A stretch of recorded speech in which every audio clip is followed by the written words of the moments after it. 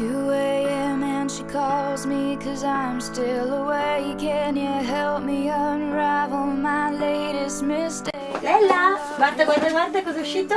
Wow, ce l'hai fatta, Sì, diciamo che è stato fatto tutto abbastanza di corsa, però la PNL di terza generazione. Oggi sono contenta, non c'è ancora, infatti non ce l'hai ancora nemmeno tu perché non è ancora uscito ufficialmente nelle librerie. L'hanno stampato per un evento di Milano.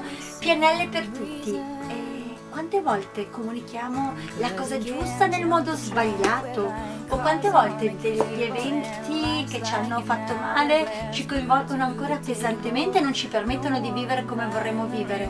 Cosa potrebbe accadere se imparassi qualcosa per andare oltre? Cosa potrebbe accadere se con delle strategie, perché è questione di strategia, si potesse veramente stare meglio, alleggerire la pesantezza che a volte la vita ci porta, il vissuto ci porta, farci le domande giuste, reagire in modo giusto agli eventi, accogliere nel modo giusto ciò che ci succede, comunicare con la strategia più impattante, seguendo il nostro carisma, la nostra attitudine. Ecco perché PNL di terza generazione, perché è una PNL fatta col cuore, è una scienza nata da un matematico e da un linguista, quindi potrebbe sembrare un po' fredda.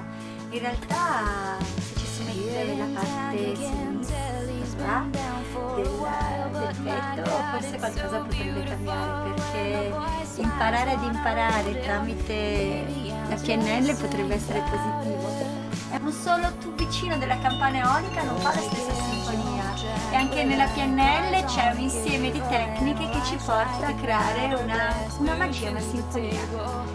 La mia domanda è: cosa potrebbe cambiare in te se imparassi queste strategie giuste?